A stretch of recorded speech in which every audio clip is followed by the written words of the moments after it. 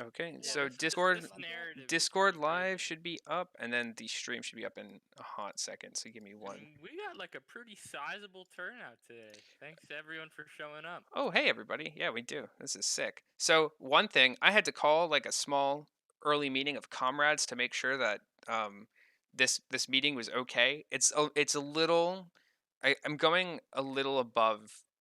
I'm going pretty monkey brain with the first half. So if you have any questions, I can't emphasize enough to ask them.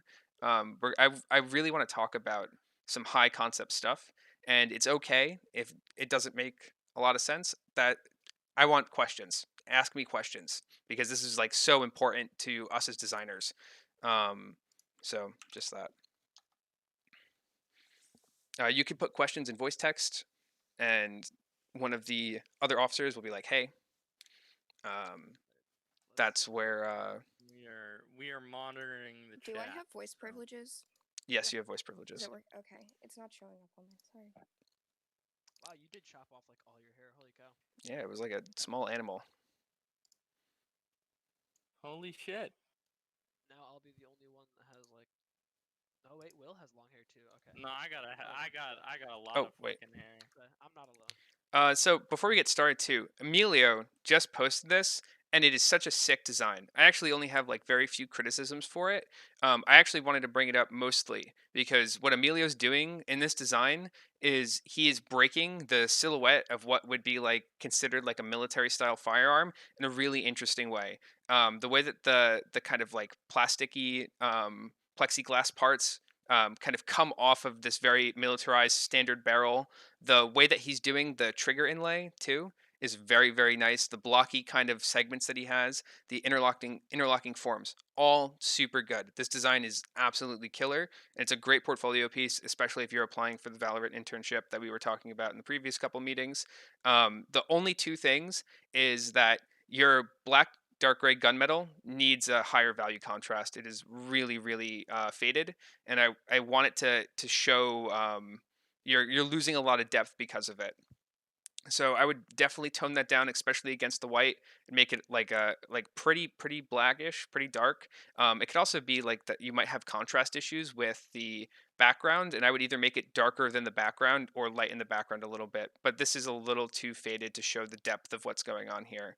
Another smaller critique that has the same thing to do with that is that the you kind of want to show that like the top and bottom half of planes. So I would make the top half have like a white hue, like, or be slightly lighter than the bottom half.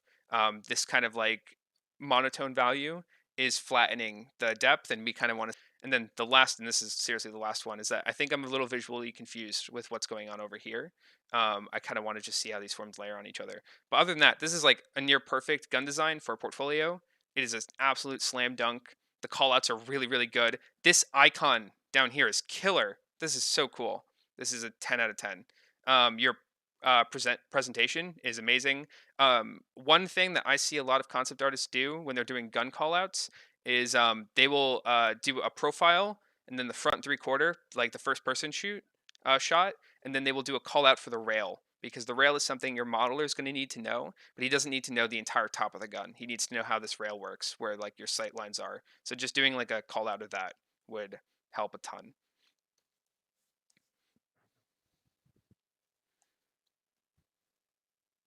Yeah, the HUD looks sick. This looks awesome. This looks like a weapon icon you'd see in like Doom when you're pulling things out of a weapon wheel.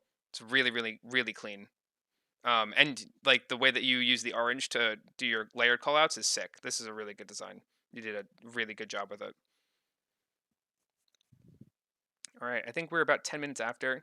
Um, so thank you for sharing this, Emilio, and thank you for letting me talk about it. It's sick. Oh, that's cool, man. That is nice. That's nice. Awesome. So Oh man, that is that's that's epic. actually, hold up 1 second, guys. I'm gonna get some water because I'm gonna get thirsty. Be right back. Oh god. But like to emphasize again, the reason we went in and showed Emilio's work, not just because it's awesome, but one of this is a perfect example of the kind of work that Riot wants to see in the Valorant project. We get it from the first person, we get it in playable format view as well as a really good orthograph of it. So, yeet.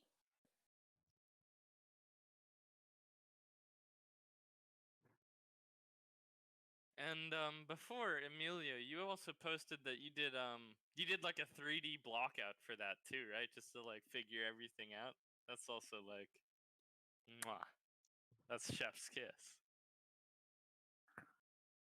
It's pretty snazzy.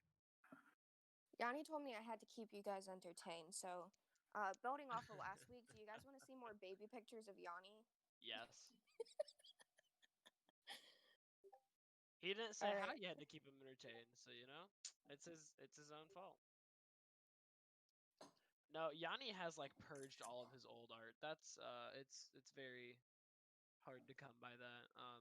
I think I saw some He shared some of his old art, didn't he? not like Sometime before this week. SCAD. Did he? I might have missed it then. I can find old pictures of that too, but the baby pictures are easier. I know I saw Yanni's old art like my sophomore year. Dude couldn't draw. It's fine though. He made it out. It survived. You're so brutal about it. I mean, he's so much better now, so I feel like it's okay that like he used to be bad. Just happened. Oh, this one's so cute. I don't know who anyone else in this photo is, but he's in a little tuxedo and he's got a little scrunched up face. Idiot.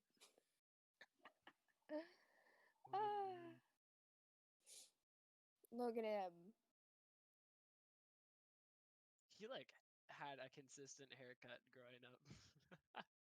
Dude, you should see a picture of me. I look like the exact same.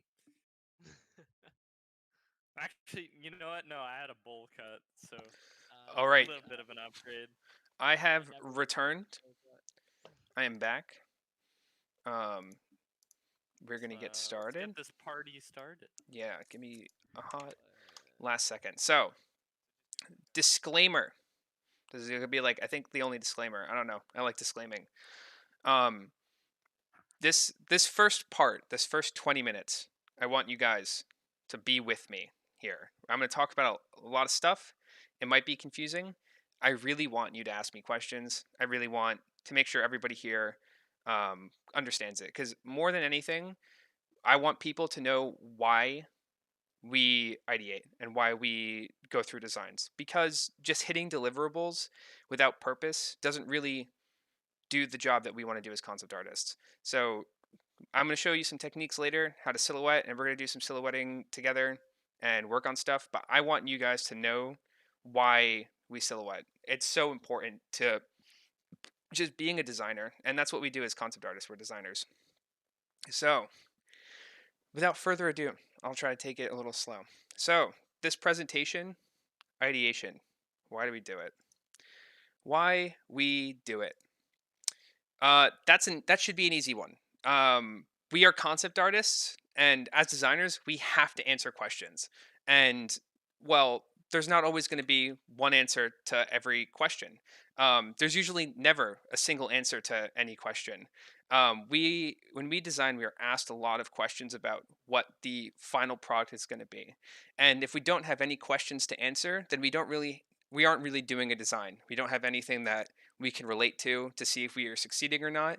Our art can be good, but until we kind of understand what we have to design, what problems need to be solved, we don't really know what we're doing. And we ideate because, you know, there are multiple ways to answer a single question, and we got to explore those possibilities.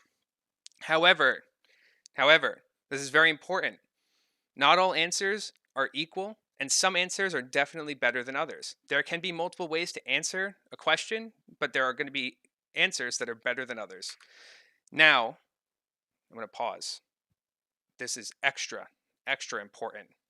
This is a slide specifically here for dramatic pause, okay? When we are answering a question or when we are trying to solve a design, we don't know if the answers we come up with are correct. We just don't. We don't have that ability to know if what we are doing is right, especially if we're just thinking about things. When we get like an assignment from a professor and we get like a prompt and we think about something, we have like a great idea that we really want to do. This is going to be so sick. And it's all in your head. You really don't know if that design is going to work. You do know a couple of things. You do know that there is something that's resonating to you with the prompt, and there's a way that you want to answer it. But we actually have no idea of whether or not that answer is a good one or if it's a bad one. And we can't possibly know the answer to a lot of questions until the design starts getting specific. But okay, another slide for dramatic pause. We can solve parts of the design earlier than others. We can answer a couple of questions really early, and we can know if those answers are correct or not. We can answer some of the broader stuff early. Now, I'm talking pretty vague, so we're going to go through a couple of examples. But again, to bring everything back a little bit, ideation lets us experiment with answers and helps us find what does and doesn't solve a design. For example, how designs are solved piece by piece. This is a question that you might have to answer as a designer. Is your design an astronaut? Is this an astronaut? Is this an astronaut? This is an astronaut. I think this is pretty obviously an astronaut. This is also an astronaut. So is this. And this one too. This one as well. Astronauts. These are all astronauts. There is a very large box which make up the design space for astronauts. This isn't an astronaut, right? What is this? We know this isn't an astronaut. And we know immediately it's not an astronaut.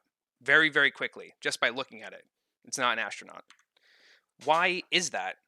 I am really going to start lecturing about why a knight isn't an astronaut. I promise there's nothing wrong with me, but it's really important to understand why we know a knight is not an astronaut.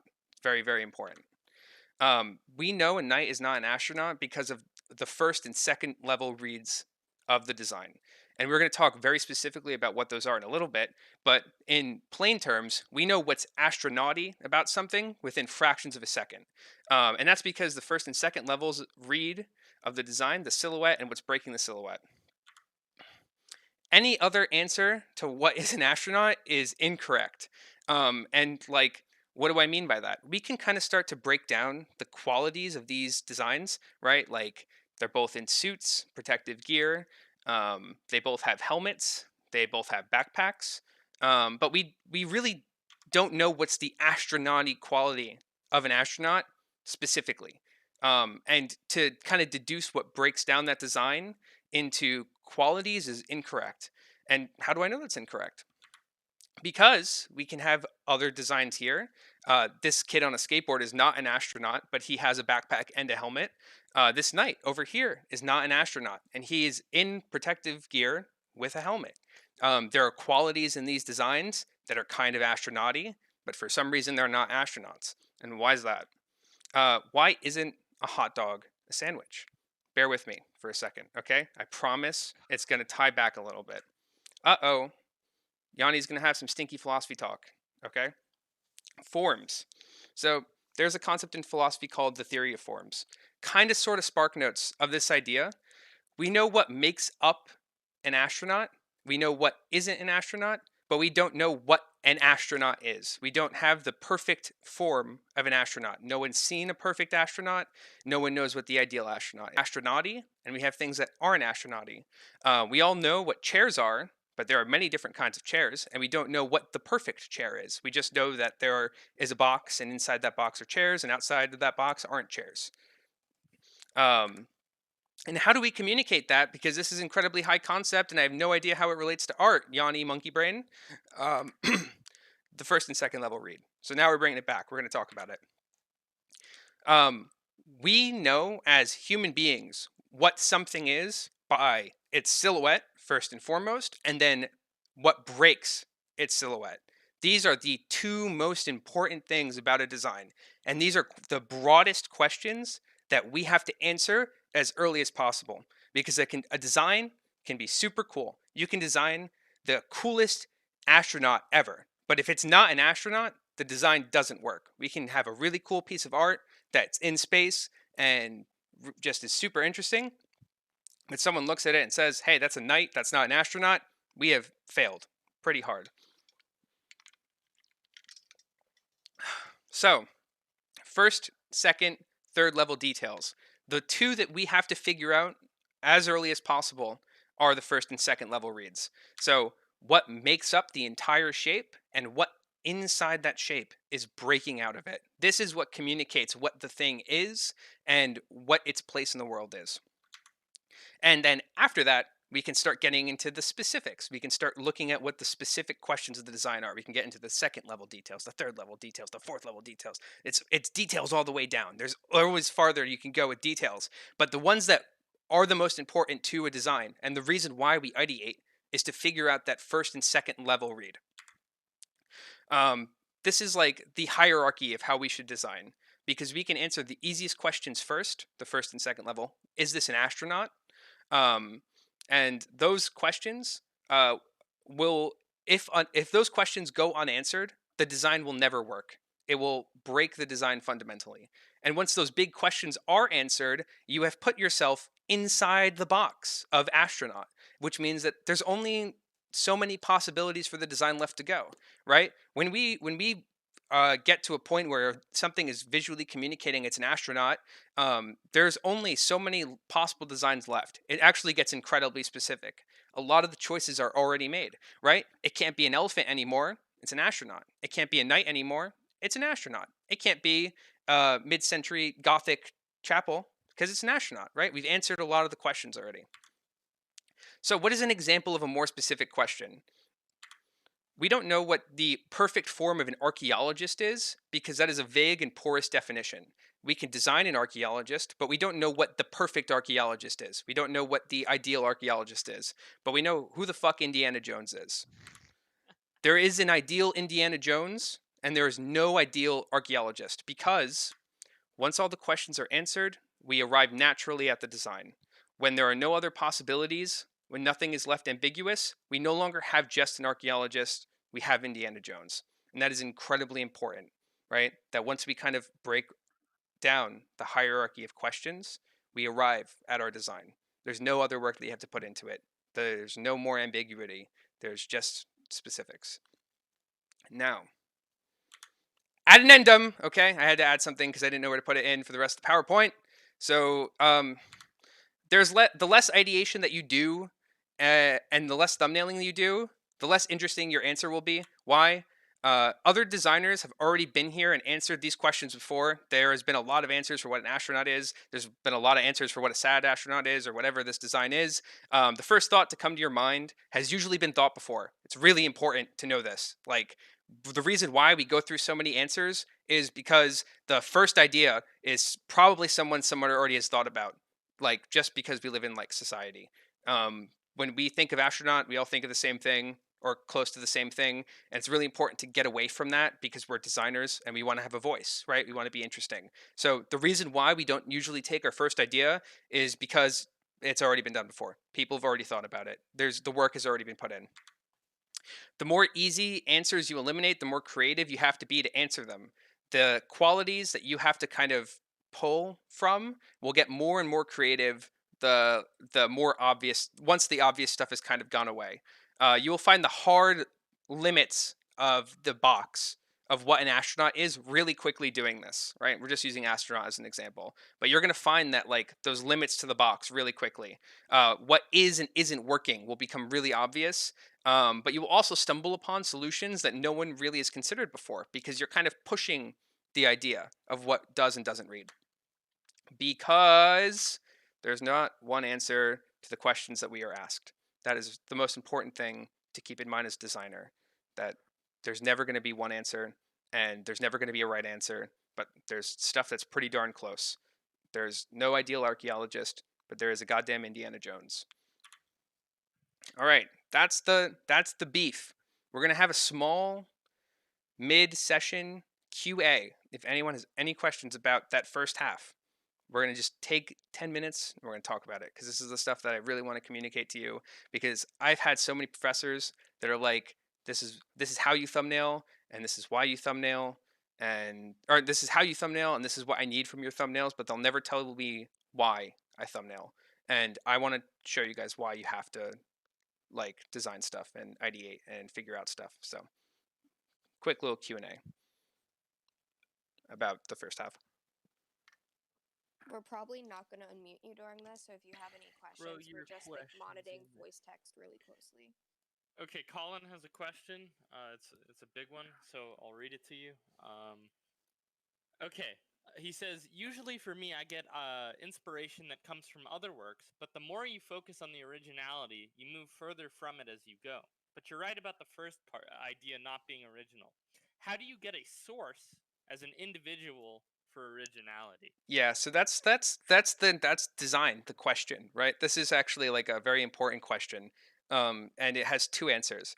The first answer, or the first part I'm going to answer is the how do you focus on originality and keeping designs relatable. This is basically the idea of having a visual library. We talk a lot in club about developing a visual library, but unfortunately, as human beings, I wish we could be like robots or God or something. We can only create from what we have. And by what we have, I mean what we have seen, what we have experienced, what we have read, what we have played, where we've been, what research we've done, right? Our experience build up a visual library in our brains that inform us a lot about the work that we have to do. Like, for example, when you're asked to like draw a car engine, right? You can't make that shit up. You have no idea what's going on there. You can draw things vaguely that resemble a car engine from things that you've seen in media, but you have no idea how that works. You ask a mechanic, who's in this example also a good artist, to draw you a car engine, he will give you a great idea of what a car engine is because he knows what parts are in there. He knows how to draw them. He knows what that is built from. So to make your designs more original, you just need to know more stuff. You need to experience more things. You need to go out and see the world, read books, play video games, find stuff that inspires you. Now the other part of the question, how do you keep designs original and relatable?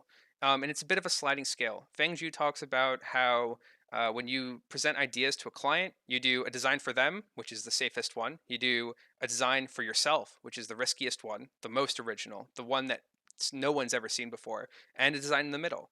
Because for a design to read well, right, it has to be relatable in some form. You have to relate it to the human experience. You have to make sure that people can recognize it.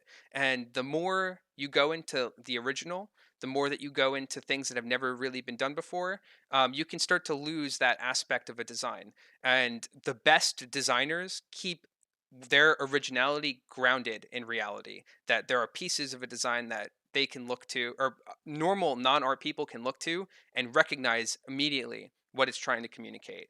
That's kind of how you have to balance that. Originality and relatability are your sliding scale, where how well does this relate to people and how original is this is. And usually the best designs are somewhere in the middle.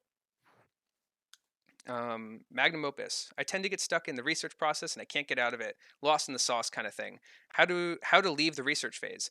How do you leave the research phase? The way that I like to do it is I don't draw when I start designing. Like I talked about in the previous talk, the first thing I do when I have a problem that I need to solve is make sure I understand the problem in its entirety. I just try to figure out exactly what questions I'm answering with my designs, and then from then on, I usually will write a little bit about it. I will go find out if any other designs have been done in this area that I'm thinking about. I'll ask my friends, like, "Hey, what do you think about this? What when you hear X, what do you think of?" For example, on my Twitch channel last night, I was working on some examples for today, and I got my friend on who isn't an art major, and we were talking about the designs that I was doing. And I prompted him with very vague questions like, "Hey, I'm doing these designs for a weapon to kill God. What comes to mind when you hear that phrase? What is a weapon that kills God? What does it look like in pop culture and like an idea?" And his first answer to me was like a megaphone, and that's really interesting and abstract, but it doesn't relate back to like what kind of design I want to do. But it gives you ideas about what people's perception of things are. So to get out of the research process, find out your problem, find out what you want the answer to be, and then like in a very specific way curate a mood board or something that will help you answer that problem. I used to have a problem of having mood boards that were like 80 images long. A good mood board is like 7 to 8 images. It's very specific. It will help you guide you to exactly where you need to go. If that misses the question a little bit, or if I didn't answer, or if you have more questions about that, I can elaborate a little more. But yeah, if that helps. All right. So if we have any other questions or comments before we move on to why we use silhouettes and how to do cool silhouette stuff, let me know. No problem. I'm glad I could help. Awesome. Okay. Now, this is the fun part. I'm going to help you guys do silhouettes because I know it's hard and it sucks. So we're going to talk about like the less philosophical idea of ideation and more about like some cool ways to do it. So let's go. So why do we do silhouettes? They're cheap and easy. They're a very quick way to ideate through characters, through props, through vehicles, through environments. When you get good at identifying the shape of something and just working on it, you can just start dishing them out. Silhouettes shouldn't take you very long. You can do them in about like 45 seconds to about a minute per silhouette, and you just start blasting them out because they're cheap and they're easy. They give a lot of information about what you're designing. We just talked about that. Silhouettes explore the first and second level detail, the important stuff. What does this character read? And something I didn't talk about before that I think would be really important is that you're not always looking to answer just one question. A design usually doesn't come down to, is this an astronaut, right? Usually you have a bunch of questions that you're trying to answer at the same time, and that's what the design is, and that's what your silhouetting phase is going to explore. Um, the question also usually isn't always literal. Is an astronaut is a very literal question, but is something sad isn't a literal question, but it has the same premise that you want to figure out the design in the same way. A sad character is communicated through its first and second level details. Another really important thing too, as a concept artist, when you're silhouetting, when somebody asks you to convey emotion in a design, you don't want to convey that emotion through pose, because while that can boost a message or a feeling, good designs answer that problem without the need for action. Like something that's sad will always be sad, regardless of how it's moving. And if the only way that you can make it feel sad is by the pose or by its motion, then it's not really answering the question in a great way. 3, silhouettes make designs recognizable. Now, when I was talking about my professors and stuff a little bit before. This is what I heard every time. Anytime anyone in any of my classes had a question about why you silhouette something, is this makes the design recognizable, and it does, but it doesn't really help um, the kind of why we silhouette question. So that's why the whole first part exists. But this is still really important. Good silhouettes will make sure your design stays iconic for the rest of time because you're solving the shape in an interesting way. This is still a very important part, but just remember that this isn't the most important part. Your design is recognizable because it communicates something clearly. It's not recognizable because your shape's interesting. Like those are different things, but still really important. We all know who these characters are. We all know why we know who these characters are. But that's another important reason why we silhouette something, because we figure out that design really quickly. So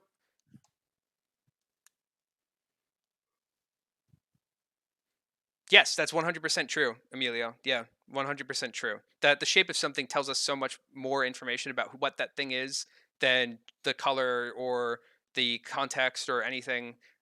Just the shape will tell you so much about what the design is. So for people that struggle with like just using black or value to silhouette, I'm going to show you a bunch of different ways that people silhouette or do small thumbnail concepting that might help you or inspire you or think about it differently. So the first kind, these are the 3 basic kinds of silhouette, and if anybody needs like wants like a resource on how to be the best silhouetter that's ever silhouetted, the concept art book The Skillful Huntsman by Scott Robertson is PogChamp. It is all silhouette with different techniques. So we have on the top row value silhouettes that are just about value. In the middle we have linear silhouettes that are about finding out the shape through line, and at the bottom we have like multi-value silhouettes. stuff that is using different kind of shades to tell you about the interior. And all three of them work. However, your approach to your design will limit you in some way. So there are answers that you're only going to be able to get if you silhouette like this. There are answers that you're only going to be able to get if you use line, and there are answers that you're only going to be able to get if you use tone. You just need to know what answers you need to get. That's the most important part. What answers you need to get inform what kind of silhouetting you should do, or whatever makes you most comfortable, because that really doesn't apply too much until you're a god artist that's been in the industry for 40 years and needs to mix things up a little bit. But just to keep in mind that full value silhouettes will give you something completely different than multi-value silhouettes or linear silhouettes. They answer different questions. So linear, okay? Linear silhouettes. They just use line to describe form and shape in a really basic way. These silhouettes are about like 2 inches tall, probably not even. It's just a linear way to break down the overall shape of the form and to kind of like big, medium, small the design. So big shape, big shape, medium shape, small shape. Just kind of like what are the shapes that make up this figure? Really quick, really easy. Yeah, use a line to construct form. It's not an outline. Oh, this is important. I remember. It's not an outline of the character. Linear silhouettes don't outline the character. You are figuring out the shape of the design linearly, but none of these are outlines, and none of these are exclusively linear. They do use value to block things. You're looking about how shapes intersect and overlap. You don't necessarily care about the outline because what you're thinking about is what shapes on the inside make up the shapes on the outside. So it's very important to not think of your silhouettes as just an outline if you're doing them linearly, or you're going to get stuff that's really stiff or really dead or doesn't have really interesting shape languages, because you need not just the first level read, right? Just the silhouette. You need the second level read, what's breaking the silhouette. And you have an extra job when you're doing linear silhouettes to communicate the inside outside, what's breaking the form. Yeah, some more sick linear silhouettes. These are really cool. I love these. They're so expressive. Again, very small. Silhouettes are tiny, okay? I'm a bad boy and I don't silhouette super tiny, but they should be, because it lets you see or lets you design exactly the important things that you need to be designing and not get lost in the third or fourth level stuff. Shape. The big block value silhouettes, the scary ones, the ones that we're told to do a bunch but never really understand why we do them. Just black shape. Big black shapes. Shape silhouette is the one that most will think of, like I just said. This style of silhouette is used to depict two things, or one main thing, the silhouette, right? And then what's breaking the silhouette. It doesn't not care at all about what's going on inside the figure. It only cares about the big shape and what's breaking the big shape.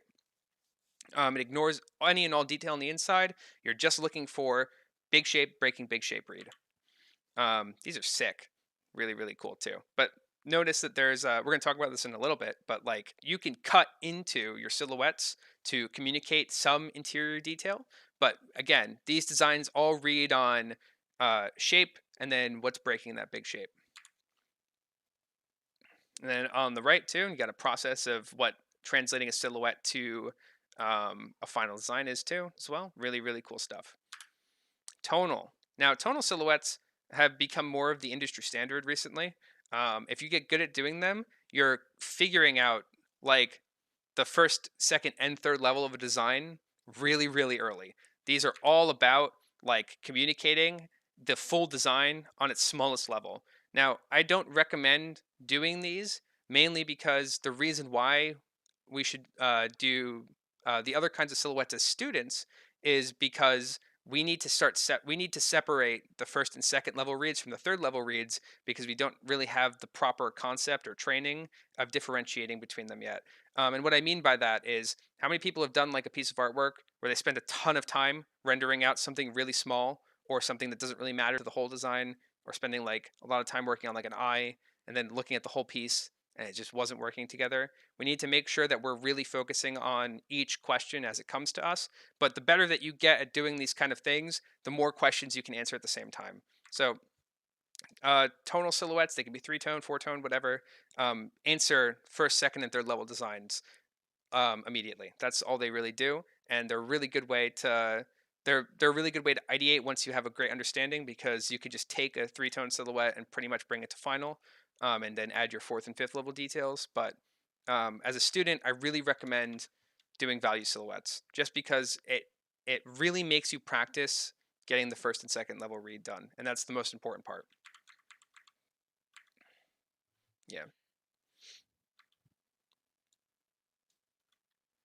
All right.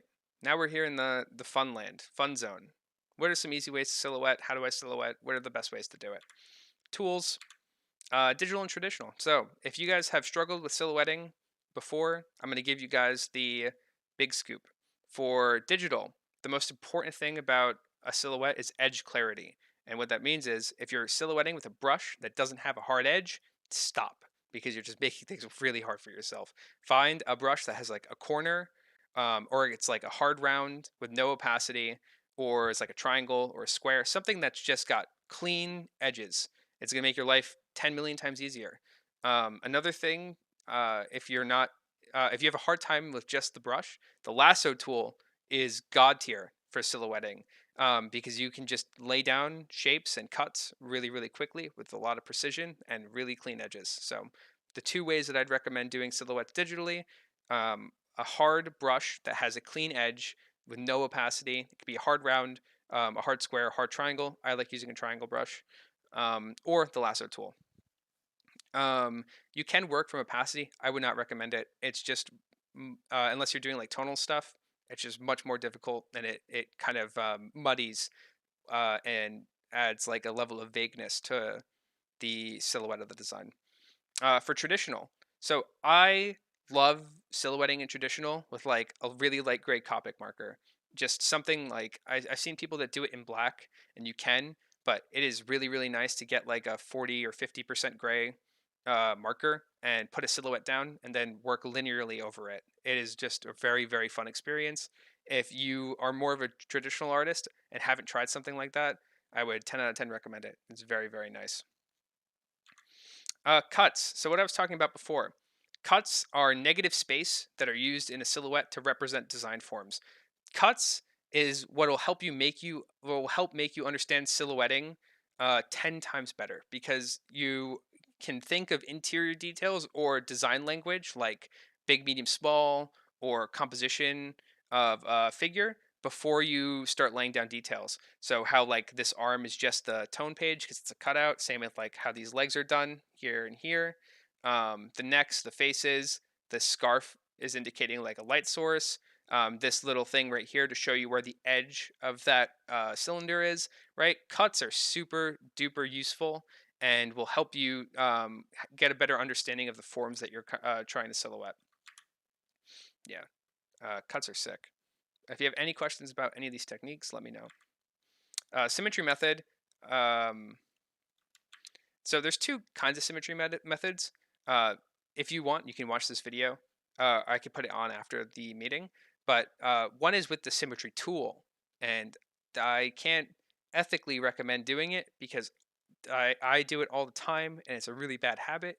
But you can concept silhouettes out really quickly with symmetrical, or with the symmetry tool. Make like a nice symmetrical design in a T pose. That's very easy to do. However, most designs don't want to be symmetrical. You're going to design a lot of things in your life, and not all of them are going to be symmetrical, and it can create a lot of bad habits. But it's a really interesting technique if you know you're doing a symmetrical design.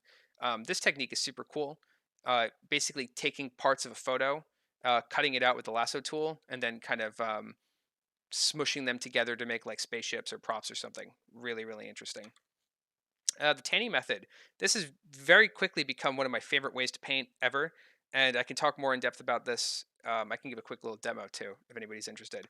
But Tanney showed me and a couple other people in the club how to a painting technique that basically involved using a light color and a brush with opacity on a layer that has a small stroke on it. And what happens is it's very like oil painterly, where when you use the pressure opacity on the brush, instead of kind of like getting lighter, it works up from a black. So a light press will be the darkest color, and the hardest press is going to be the lightest color, and it lets you build up shapes and render things, interior and exterior, super quickly. It's how I did all my sword temper swords, and it was such an unbelievably quick thing to do, and a really, really fun way to paint. And if anybody has any more questions about that, I can give a little demo when we get into the final part of the meeting. That is the final part of the meeting.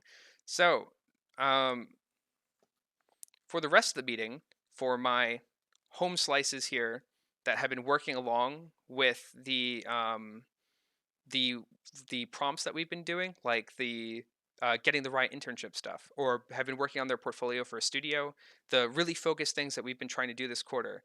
Um, Whoever has been working on stuff or has been thinking about it or wants to work on stuff, the rest of the meeting until about 8 o'clock, we're going to work on that. That's what I'm going to do. I can give you guys a demo on how to do this painting technique, but um, right now is an awesome time to just get feedback on designs that you're considering, questions that you need to answer, or designs that you're working on, or how to start working on a design. And that's pretty much going to be the rest of the meeting. Give me 1 second. I got to swap my stream.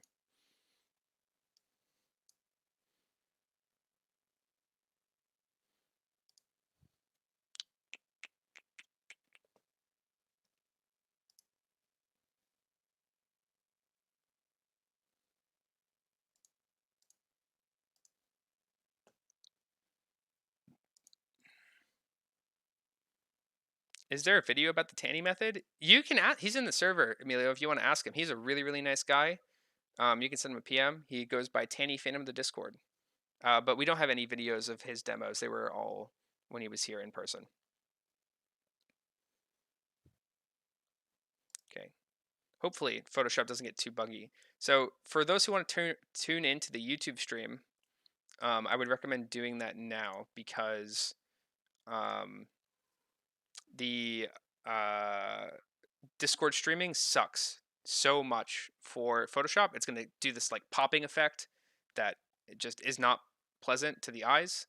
So I would recommend tuning into the YouTube stream. So for my homeboys, the Tanney technique, for who's interested. So first things first, I recommend a brush that has a nice texture to it, like a good painterly brush, something that you do your rendering with. If you use opacity, it has to have some kind of level of pressure opacity, most importantly. But I like a nice painterly chalk brush. It's my favorite kind to use for this. Step 2, you're going to create a new layer. Very difficult.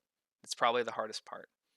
Step 3, click the little FX in the bottom corner, pull up the stroke option. You can set it to, I like between 1 and 5. I wouldn't go super high. Oh, is it behind? There shouldn't be a stream delay. It might just be lagging.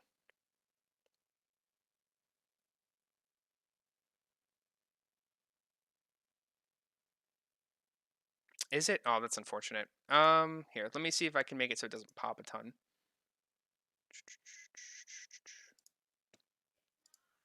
It's not popping? Okay, then we're fine. If Chelsea says it's not popping, we're good. So, come join the Discord stream. Yeah, the YouTube one's like. Yeah. I apologize. So, who's been following along? Did I lose anybody? We've done very little things so far. The first thing that we did is we got a nice painterly brush. The second thing we did is we were making our stroke layer. So there's 3 things to keep in mind for the stroke layer. One is between 1 and 5. Don't make it larger than that just because it's going to look really atrocious. This is a nice medium.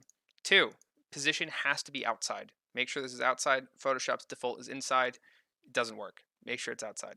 Step 3, your color has to be a black for this specific exercise. There's ways that you can use this where it's not a black.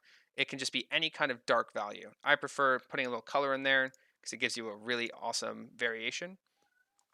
And then step 4, pick a light color, can be whatever, and paint. So when you use low pressure opacity, very light on the pressure, it's dark. And when you do hard pressure, it's very light. And yeah, see, the popping is what I was talking about. Now, what kind of use is that? The first thing is that it's very similar to oil painting. The second thing is that you can kind of do like I'm gonna do a sword because I just did a bunch of swords. You can do like very complicated shapes that have a lot of depth very quickly with this kind of technique. Um,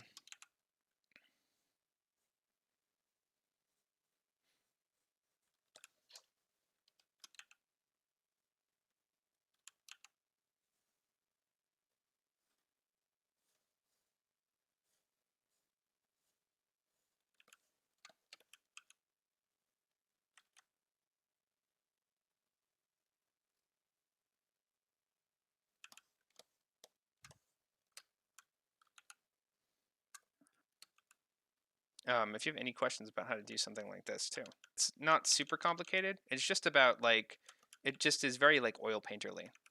It lets you do a lot of like stuff that you normally wouldn't be able to do. Yeah, it's very easy way to lay down your values and silhouette very quickly. Like shape and inner detail at the same time. It's very quick. Now, the other enormous benefit, what are the brush settings used to make that brush? So the it's not really a brush setting. It's I like to use a painterly brush. You can use any kind of painterly brush. I like chalk brushes because they have corners, but any brush will work with it. The most important part is that with the layer that you set this up on, you go and make a stroke, keep it between 1 and 5, make sure the position's outside, and make sure that the color's dark. Um, Another kind of important thing too is that the brush has to have pressure opacity. It doesn't work if it doesn't have pressure opacity. But here's the kicker, okay? This is what makes this technique the absolutely amazing for me. So if we turn the stroke off, do you see how like opaque or how transparent this is, right? Where if I wanted to lock this layer and change the color, what happens? Like it just doesn't like you could see the background a ton, right? It's very hard to paint over. However, when you have the stroke on, you make a new layer and you merge it down. So what that did is it flattened the information that's there. And what happens is that I can go and I can pick a new color now or whatever, and I can lock the alpha on the layer and look, it's solid. It's completely solid. This is so unbelievably useful because if you're like a painter and you don't like the outline, you don't want the stroke, you can lock the alpha and you can just paint that black out. Render inside the shape.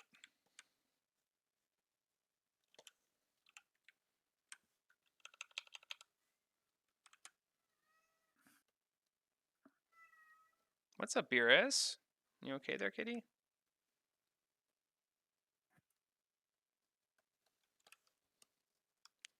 Can I use what are the can use multiplier on the above layer too?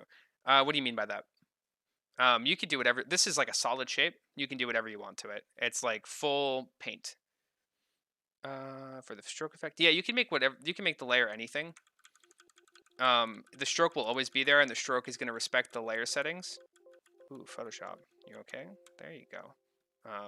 So if I like darken it or multiply it or whatever, the stroke is going to just respect the layer settings of the entire layer.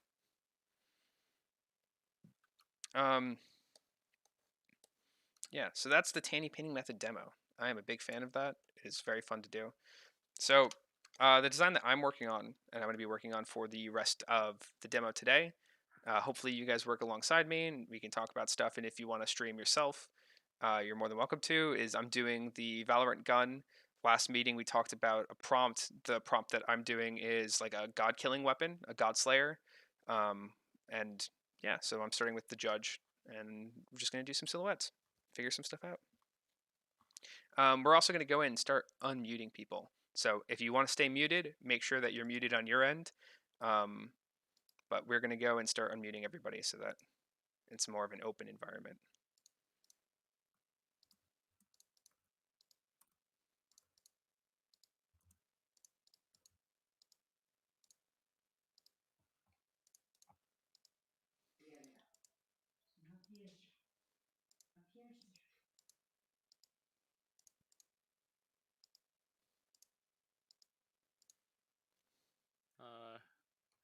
think that might be everyone. I think your chains are broken. Yep. Congratulations. So feel free to talk, ask questions if you want to work alongside us or anything. Definitely would appreciate that. Be super fun. We can get some portfolio work. Let's do it.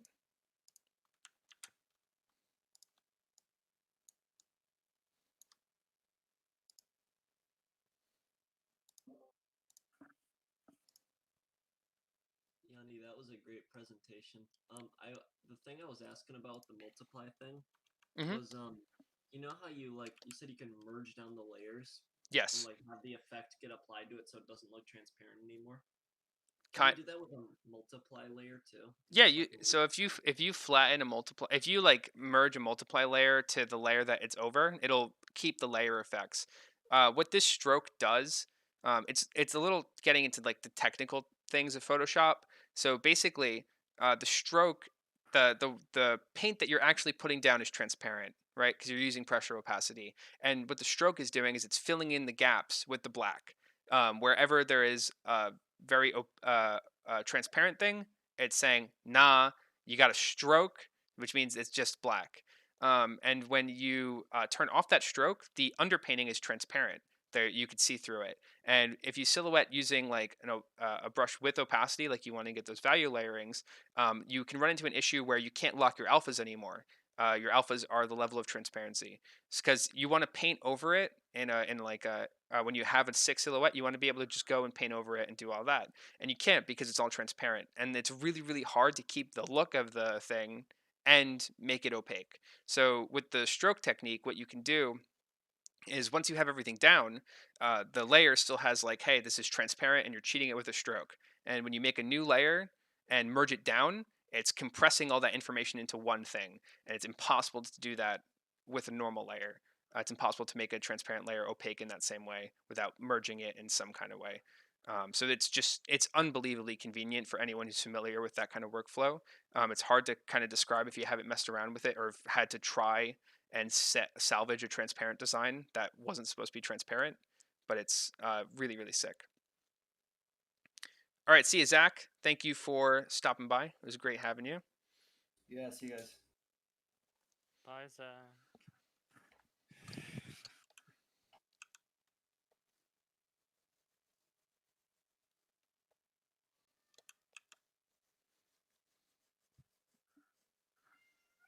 All right, I gotta go free the kitty. Be right back.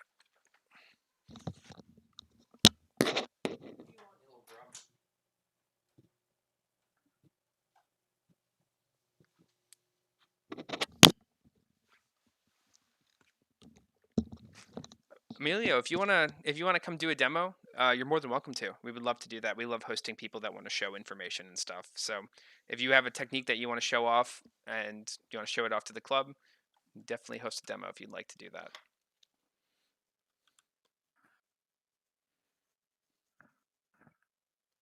Speaking of demos and things, I'm cooking up something right now for club in the future. I'm working on that right now. It's, oh man, now I gotta know what that is. That sounds sick. See you, Emilio. Well, it's just yeah. What a legend.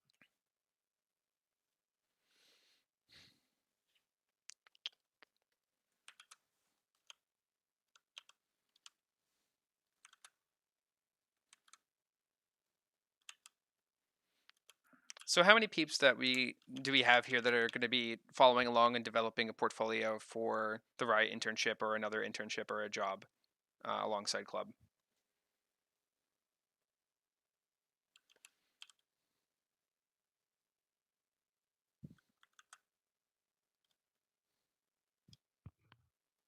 No problem, Julie. Thanks for coming. Am I free? You are You free. are free. It keeps Chain- remuting me. Blah, blah, blah, blah, blah. Is it something There's in no the way.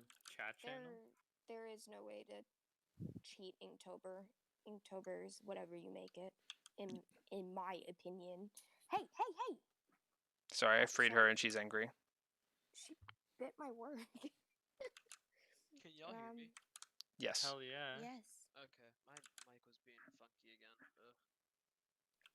But anyway, now whoever joined a little early and got was confused by all of our philosophy talk. That's why we were talking about philosophy. Fun facts. I hope this talk was like informative. SCAD is just doesn't like teach what like the why of why we design, and it's the most important part. It's what like gives you like the purpose to make sick stuff, and I wanted to help kind of give you guys that information.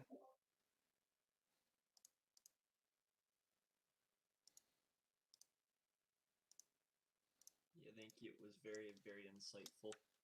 No problem. I'm glad I Cooking can help up out. some in Photoshop right now. Man, I lost my pen tablet, so. Oops.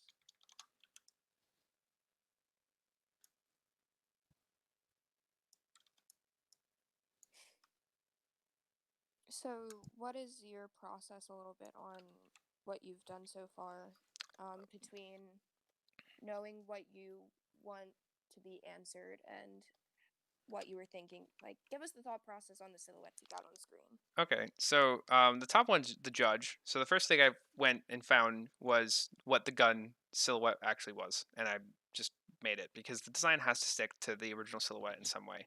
And then what I'm kind of going for is a mix of like something like one of the Sortember prompts I did, the powerful one, and Pete Moorbacher's work because he makes like Angelarium.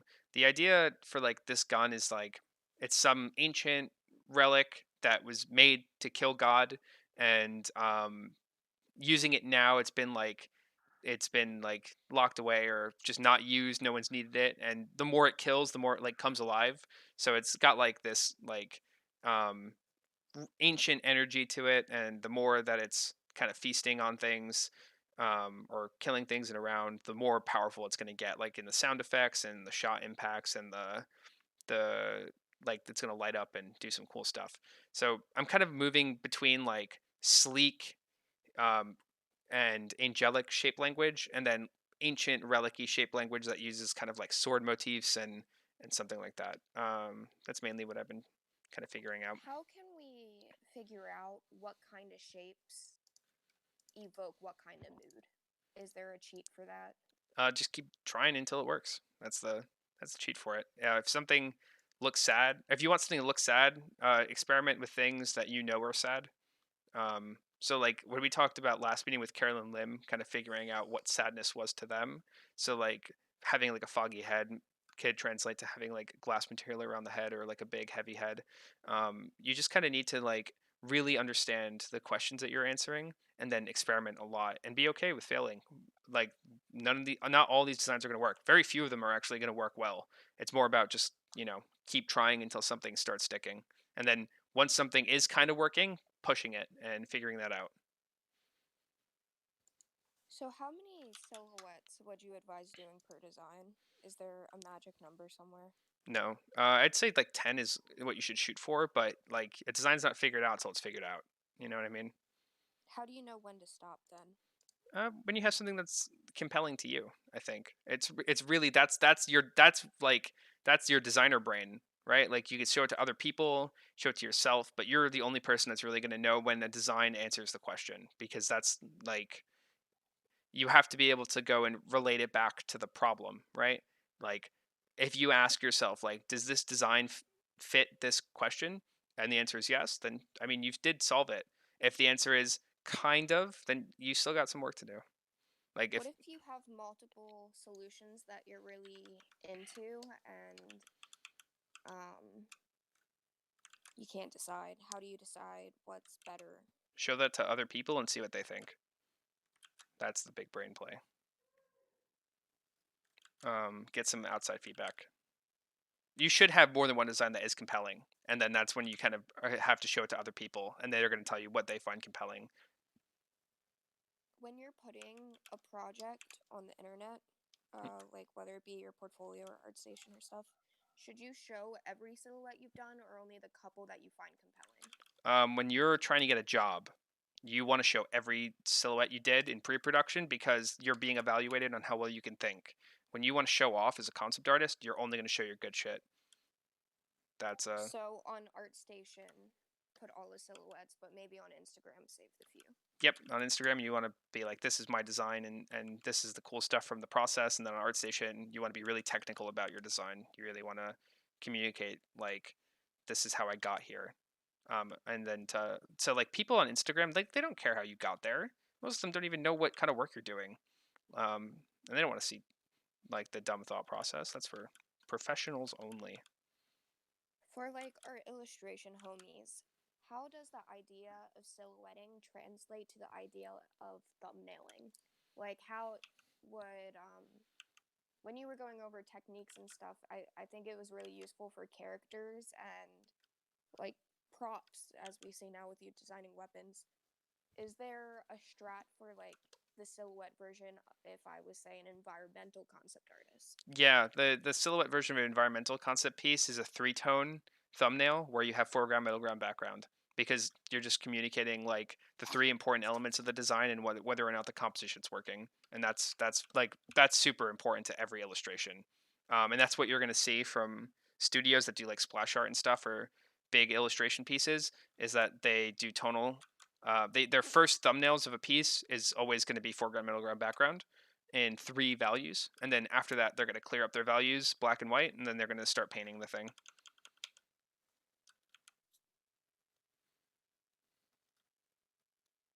Does anyone else have any questions? Those are some good questions, Chelsea. Thanks, I'm trying. This one's kind of important. Like, will you come get your cat back because she's biting my shit? She was really annoying and meowed at me until I let her go.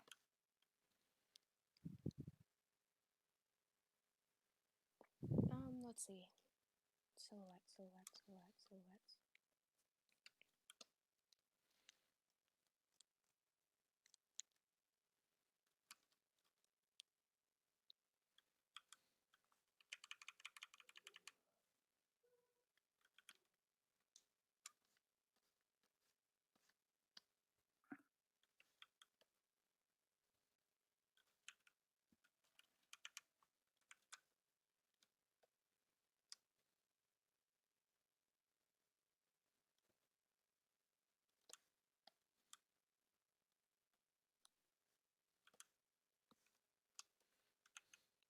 That frog has some big vibes. Big I want to be your friend vibes. I don't know why, but like it's standing upright kind of reminds me of a basilisk lizard and how they run on water. They do this kind of like funny pose, kind of like how that frog is doing. I'm gonna link some images of the boy. Oh, I love basilisk lizards. They're sick. They're so neat.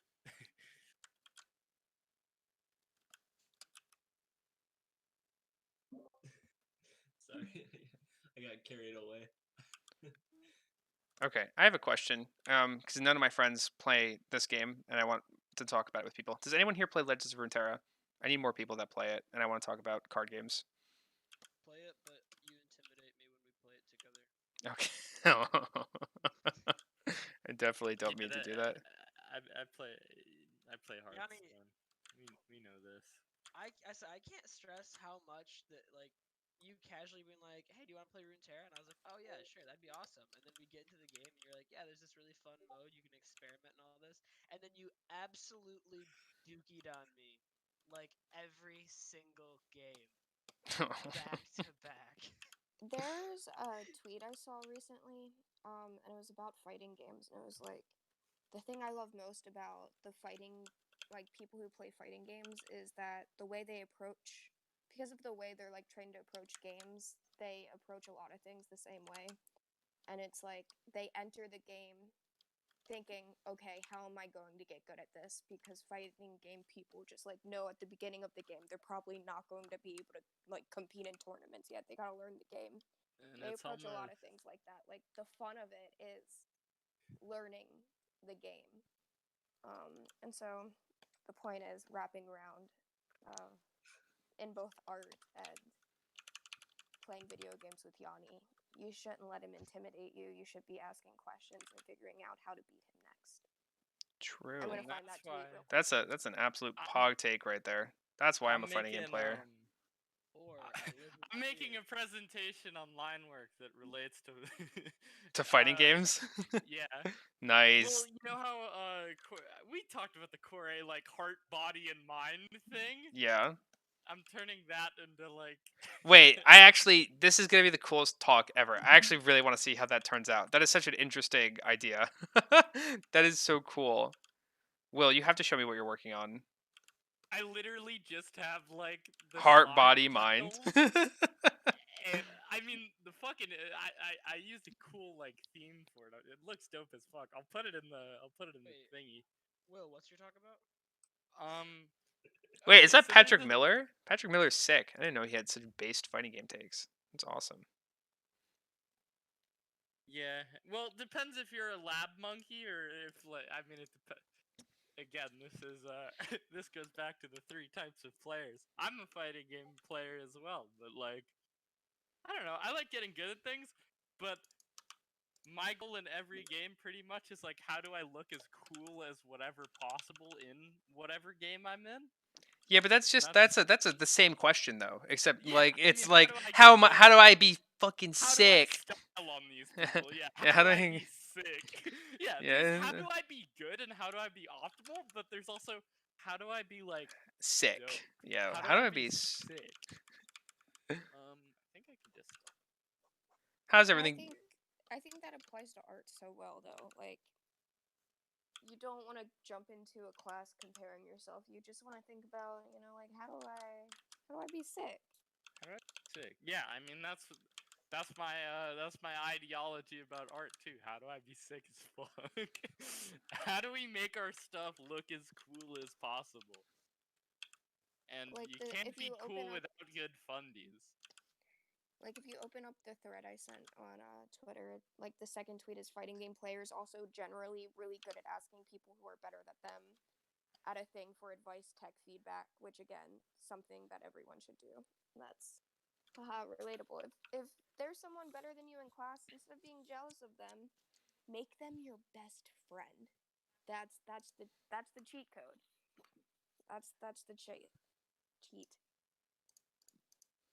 Why we befriended Tanney, and also because he's genuinely a good dude. Tanney is the coolest person ever. Very nice That's guy. why all of you should befriend Yanni. I want to reiterate this like 25 million times until everybody knows this. I am an open book about concept art, and like I have like this like my ADHD brain has made me almost encyclopedic about it. If you guys have any questions ever about anything, if you need feedback on a design, if you have a question about doing work or about how to concept things, I am an open book and I'm always available to talk to people. Just hit me up. Like I don't mind helping anyone out if they're working on anything or they need feedback or absolutely anything. You guys are more than welcome to reach out and pretty much ask anything. I will. Doesn't even be about concept art. I will talk about anything for any amount of time. And it's those kind of like initiatives where like you do come to Yanni and start asking him things that are really gonna pay off like post grad. Like our good friend Amelia always comes and What did I cut out? I heard her. Keep going. No, I just want to put this shit in the.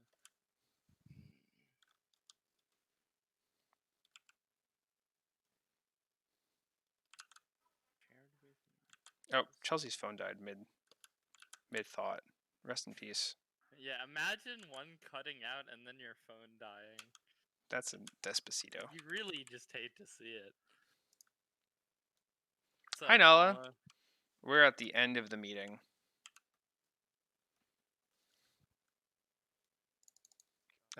We're doing a work along. If you want to work on the portfolio stuff that we've been talking about all quarter, get feedback on it. That's where we're hanging.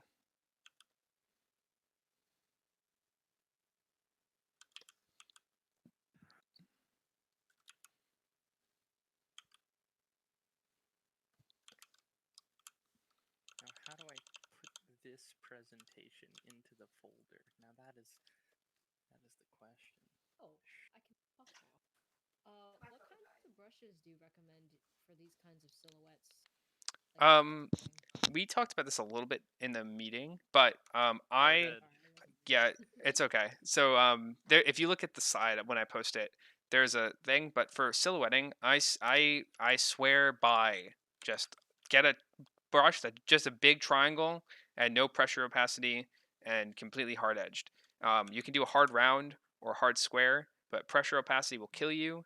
You just want something that has a nice clean edge because your silhouettes are going to live and die by their edge quality. I like triangles because corners are sick. Corners are just nice. But yeah, that's my favorite for silhouetting. Tell them what I was trying to say.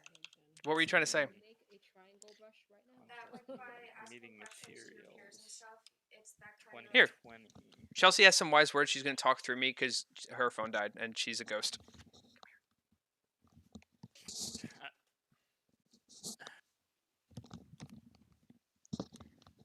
But it's what I was trying to say before my phone cut out is like it's through asking questions that builds that kind of community that's really going to pay off like post grad. Um if you develop a relationship with someone, especially someone like Yanni or a couple other seniors and officers in club that like love giving feedback, it's really really beneficial because those relationships can continue after school. I don't know, like that's super important and it's something people struggle a lot with when they graduate is finding that community. So like SCAD boast a lot, you should do collaborations and CLCs to build the community, but building community is also starts as small as about, like asking questions here. Okay, bye.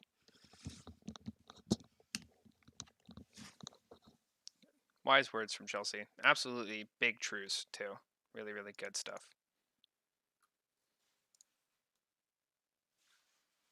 Quite poggers, as the kids say. That's why I'm happy that I'm Yanni's friend. Who was that? Who said that? That was Chris. Oh, That was me. I had no idea who that was. That was very. My What's up, heart Chels? actually just shattered. Huh? Yeah, no, Chris, you got a. What are you looking? You kind of got body. What do you need? Little bit. Me trying to talk about how good of friends Yanni and I are. Yeah, and then he just dunks on you. I just like did. I that. had no idea what that voice was. Absolutely just goes, who new phone, who dis? Yanni's a funny guy. It's not the first or last time Yanni's broken my heart. God damn, Chris. Holy shit. Sorry, I was BRB.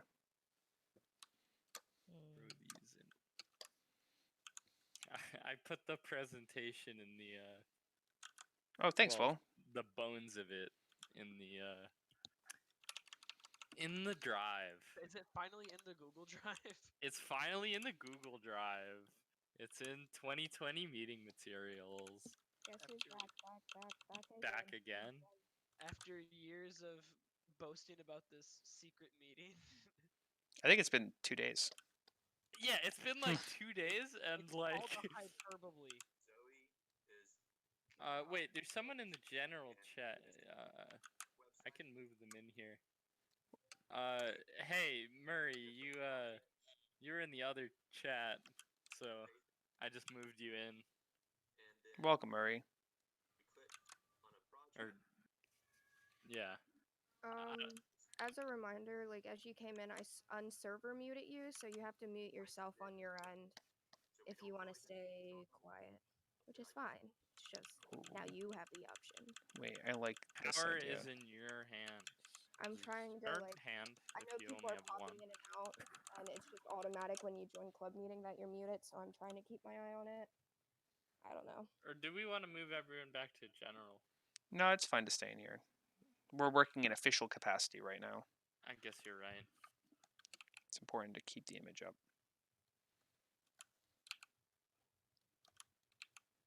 Were there any other questions asked while I was gone?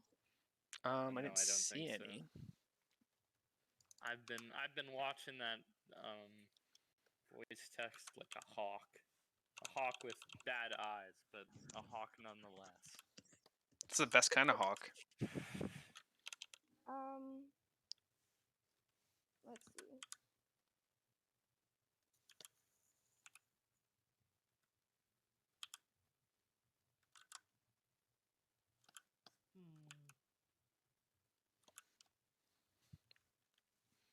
There's something that's here that I like, but I can't quite figure out how to transfer.